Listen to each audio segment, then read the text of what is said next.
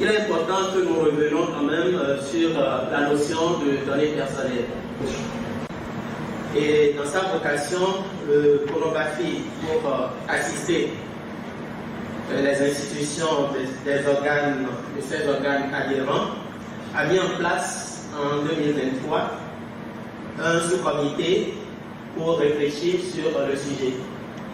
Ce sous-comité qui est composé pratiquement de tous les organismes adhérents au Colombafie, notamment les associations professionnelles des banques et établissements financiers, les associations des professionnels des systèmes financiers décentralisés, pour ne citer que ceux-là, sur 3 documents, notamment un guide des bonnes pratiques en matière de protection, en matière de sécurité, de l'information, de protection des données et de la vie privée, un recueil des normes internationales et une autre information sur le cadre juridique. Nous pourrons alors aborder les principaux éléments à retenir de ces documents que nous avons élaborés et qui sont dans le processus de validation et de diffusion à l'endroit de tous les bénéficiaires. Donc toujours en termes de bonnes pratiques, nous avons fait quelques recommandations aux responsables de traitement.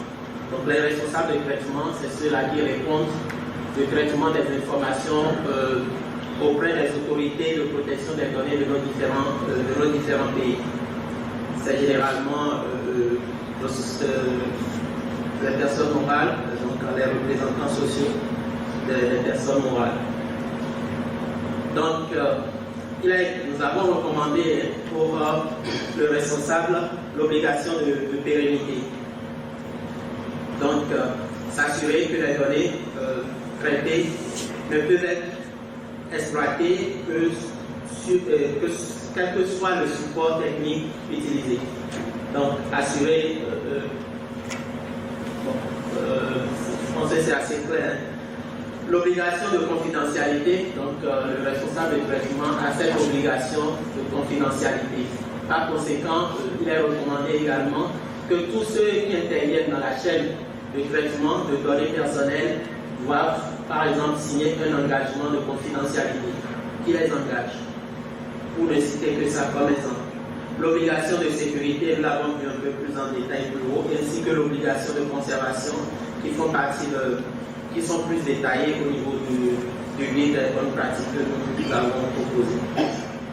La protection, la sécurité de la vie privée, la protection des données est également pris en compte par les normes de l'ISO, donc notamment les normes de 7001 qui parlent de la gouvernance de la sécurité des informations, ainsi que les normes 2702, je crois, qui parlent des mesures pour la protection des données, ainsi que d'autres normes qui viennent en complément. On doit en avoir en tout 5, je crois.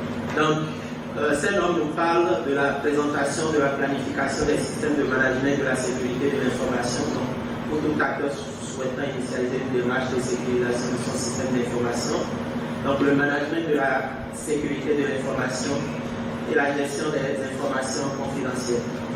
Donc, quels sont les avantages que nous présente l'adoption des bonnes pratiques que le Colombafie propose? C'est la conformité au cadre juridique de nos pays. C'est également l'amélioration de la collecte, du stockage et du traitement des données. C'est le renforcement de la confiance des parties prenantes et c'est la sécurisation du transfert des données personnelles vers l'étranger.